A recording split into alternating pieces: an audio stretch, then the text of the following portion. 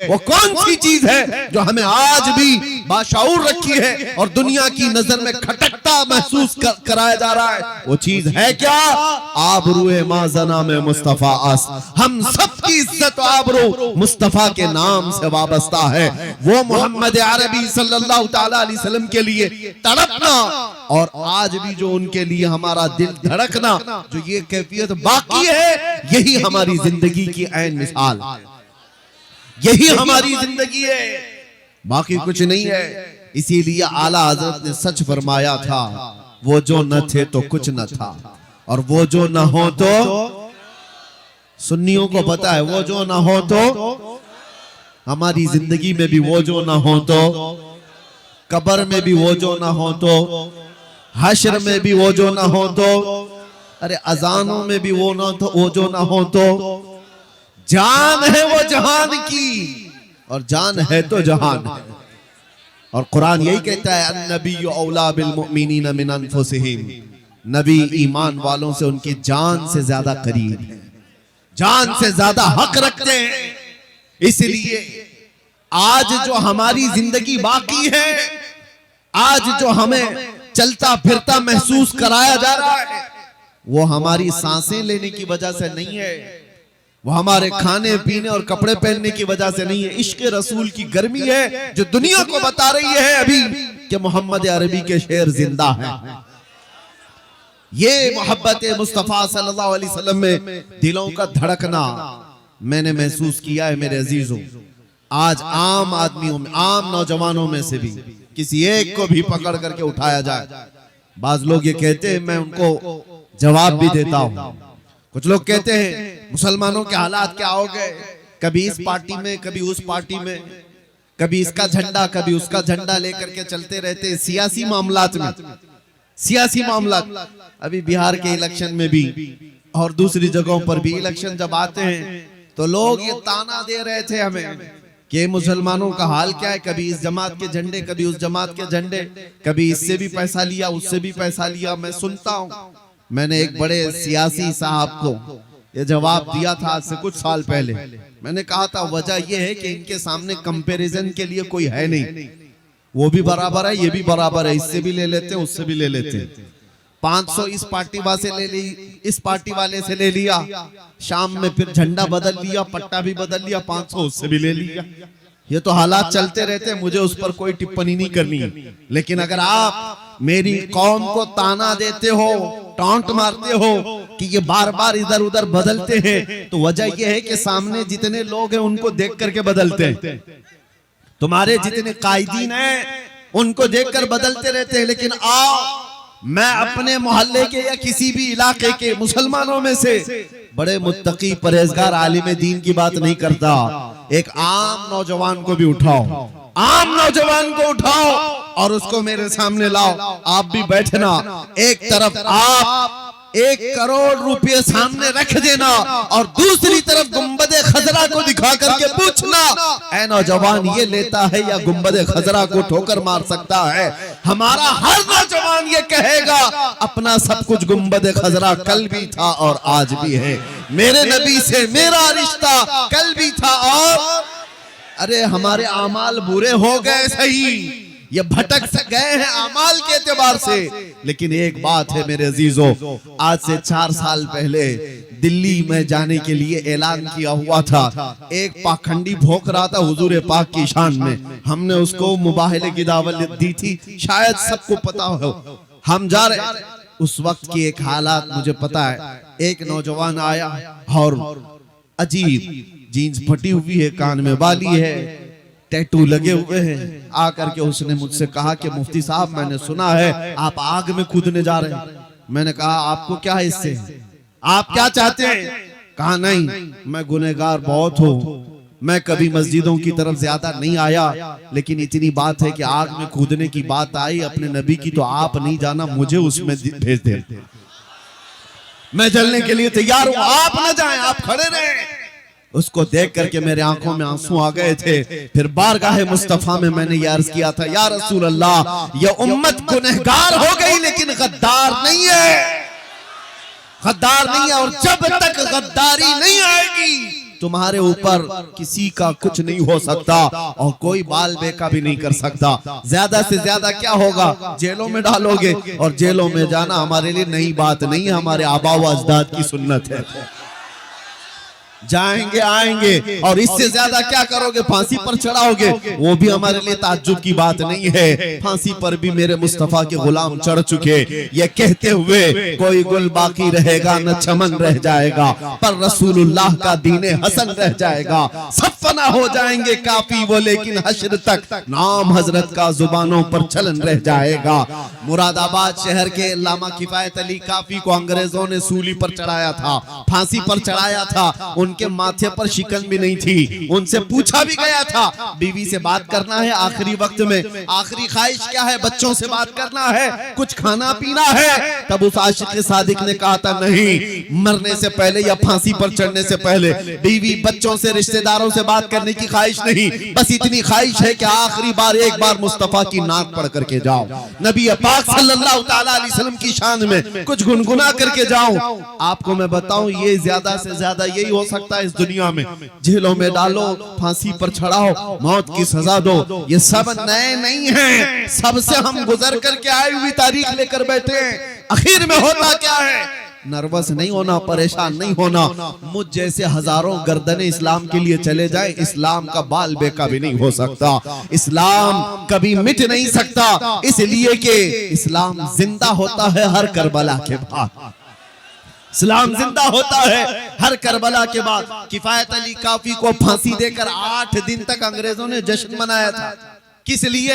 एक ऐसे मौलवी को हमने फांसी पर चढ़ा दिया जो इश्क रसूल की बोली बोलता था, मोहब्बत मुस्तफा में लोगों को माइल करता था, लोगों के जज्बात को उभारता था। किफायत अली काफी का और जुर्म क्या था, इसके अलावा कोई जुर्म दिखा दो। इस बुनियाद पर जब उन्हें फांसी की सजा देकर अंग्रेज 8 दिन तक जश्न मना रहे थे, उन बेवकूफ उल्लुओं को ये नहीं पता खुदा का दस्तूर क्या है। मुरादाबाद शहर में तुमने किफायत अली काफी को फांसी पर चढ़ाया, 100 किलोमीटर दूर ही रब तबारक व तआला उसी मौसम में उससे बड़ा आशिक सादिक इमाम अहमद रजा पैदा फरमा रहा है। एक आशिक को तुम सूली पर चढ़ाओगे, दूसरा पैदा होगा, और फिर वो दूसरा ऐसा पैदा हुआ कि जिसके नगमात ने इश्क रसूल का जाम सीनों में भर दिया।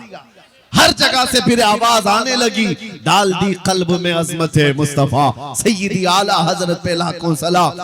मियां, आप सबकी मोहब्बत, आप सबकी इज्जत हमारे लिए मैं कदर की निगाहों से देखता हूं। मुझे पता है कि हमारे जाने के बाद कितने लोगों ने कहां दुआएं की, हर मस्जिद में, हर इलाके में, बच्चों से लेकर बूढ़ों तक, जवानों से लेकर खवातीन तक, उलमा से लेकर तमाम नाइबाने मुस्तफा, सब लोगों ने दुआएं की। सबकी दुआएं सर आंखों पर है। अल्लाह तबारक व तआला सबको जज़ाए खैर अता करे। लेकिन एक बात कि ऐसे हालात से घबरा कर मायूस होने की जरूरत नहीं। ऐसे हालात से मैं जाऊं, मैं मर जाऊं, तो इससे इस्लाम का कुछ नहीं बिगड़ेगा। अल्लाह तबारक व तआला इस दीन का मुहाफिज है सुबह क़यामत तक। सुबह क़यामत तक हमसे बेहतर आएंगे और ये मोर्चा फिर संभालेंगे और यही जुमले कहते रहेंगे। इसीलिए मैंने शुरू में ही कहा, आपको जुबान काट दो, लहजा बदल नहीं सकता। तुम्हारी लौ से ये लोहा पिघल नहीं सकता। इसको पिघलाने की कोशिश की मक्का वालों ने भी। बिलाल हबशी को क्या नहीं किया था, गरम रेत पर सुलाकर उनके जिस्म पर गरम सिल रखी जाती, जिससे उनका जिस्म का गोश्त गल गया था, उनकी रीढ़ की हड्डी दिखती थी। हजरत ज़ैद बिन दसना को मुसला करके लोगों ने शहीद किया था। आंख में लोहे की सलाइयां फेर दी थी, नाखूनों को पकड़ से खींचा था, पत्थरों से मारकर शहीद किया था। तो क्या इस्लाम उस वक्त खत्म हो गया था? हजरत खुबैब इब्न अदी, खब्बाब इब्न अल-अरत, ये सब वो सहाबा है जिनको मक्का वालों ने मॉब लिंचिंग करके मारा था, खत्म किया था। ये तो शुरुआती दौर था। जब इस्लाम को रोकने की हर मुमकिन कोशिश की गई, उसके बाद दौर बढ़ता गया। तो ऐसा नहीं है कि ये हालात नॉर्मल होते गए।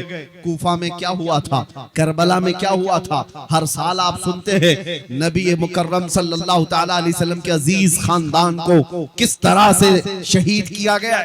छोटे बच्चे से लेकर बड़े मर्द तक सबको वहां पर शहीद किया गया। एक दो नहीं, 70 से ज्यादा जाने करबला के मैदान में हैं जिन्होंने जामे शहादत नोश किया। हुआ क्या, इस्लाम वहां रुक गया, खत्म हो गया। उसके बाद दौर आता गया। इमाम अहमद बिन हंबल जो 5 लाख हदीसों के हाफिज थे, उनको बगदाद के बाजार में नंगी पीठ पर कोड़े मारे जा रहे थे। सिर्फ इस बुनियाद पर कि हक बात का ऐलान करते थे, उनको कोड़े मारे जाते थे। क्या उन्होंने अपने जुमले बदल लिए? क्या शरीयत पर बोलना वो छोड़ दी? कभी ऐसा नहीं हुआ। दौर बदलता गया। हजरत इमाम मूसा काज़िम रज़ियल्लाहु ताला अन्हु को 7 साल तक जालिम खुलफा ने कैद में रखा। उन हालात में आपने सूरज तक नहीं देखा था। 7 साल तक अहले बैत के वो बड़े इमाम जाफर सादिक के बेटे, तो क्या उस वक्त इस्लाम रुक गया, खत्म हो गया? इमाम मोहम्मद बिन हसन अस्करी को 20 साल जेल में रखा गया। क्या इन मसाइब आलाम के बाद दुनिया सब मिलकर के इस्लाम को खत्म कर दिया? बगदाद में ऐसे हालात आए थे हलाकू के जमाने में, मुसलमानों को इतना कत्ले आम हुआ था कि खून से पूरा बगदाद लाल हो गया था। और घोड़े दौड़ते थे तो घोड़ों के टाप खून से भीग जाते थे। हमारी किताबें जलाकर खाक कर दी गई कि सब मिट जाए, नहीं रुका। आज भी वो दौर उसी तरह से चल रहा है। मेरे अजीजों, ये बात इसलिए मैं अर्ज कर रहा हूं कि कोई चीज ऐसी है जो हमें हमेशा हर जमाने में बाकी रखती है। हर जमाने हमारे घरों के छत नहीं जो हमें बचा कर रखते हैं, हमारी खिड़कियां हमारे दरवाजे नहीं है जो हमें बचा कर रखते हैं, हमारे मोटे कपड़े नहीं है जो हमें बचा कर रखते हैं। हर दौर में हर फितने के वक्त कोई चीज अगर हमें सलामत रखती है तो मेरे मुस्तफा की मोहब्बत का वास्ता है। वो चीज जब तक रहेगी बाकी, हर फितने से तुम्हारी हिफाजत करती रहेगी। इसीलिए इकबाल ने कहा था कि मोहम्मद से वफा तूने तो हम तेरे, ये जहां चीज है क्या लोहो कलम तेरे। हुजूर से वफा करके देखो, हर चीज तुम्हारे सामने डाल दी जाती है। हर चीज को रब ताला तुम्हारे लिए मुसख्खर कर देता है। दुनिया तुम्हारी तरफ फेर दी जाती है। इंसानों के दिलों को रब तबारक व तआला तुम्हारी तरफ माइल कर देता है। एक बार वफा करो मेरे मुस्तफा से। नबी पाक सल्लल्लाहु ताला अलैहि वसल्लम से वफा का तकाजा क्या है? वफा का तकाजा ये है कि अपने अमाल देखो और जिससे मोहब्बत करते हो उसके अमाल से मिलते हैं कि नहीं मिलते। अपने अखलाक देखो और जिससे मोहब्बत का दावा कर रहे हैं उस रसूल के अखलाक से हमारे अखलाक मिलते हैं कि नहीं मिलते। और अगर नहीं मिल रहे हैं, बहुत ज्यादा डिफरेंस, बहुत ज्यादा फर्क है, तो फिर एहतिसाब की जरूरत है, हिसाब लेने की जरूरत है अपने आप से कि मैं जिस नबी उम्मी सल्लल्लाहु ताला अलैहि वसल्लम से मोहब्बत का दावा करता हूँ, अमाल में मैं उस नबी के किसी अखलाक को नहीं अपनाता। दिन भर गाने सुन करके रात भर बाजे की आवाज में सो जाता हूँ, तो फिर उस मोहब्बत का क्या जो सिर्फ जुमलों की है, उस मोहब्बत का क्या जो सिर्फ नारों की है। मैं उस मोहब्बत की बात कर रहा हूँ जो तुम्हारी जिंदगी के अमली मैदान में हो, तुम्हारे अखलाकी जिंदगी में हो। अजीजों, आज तो सिर्फ नामे मुस्तफा पर लोग उंगलियां उठा रहे हैं।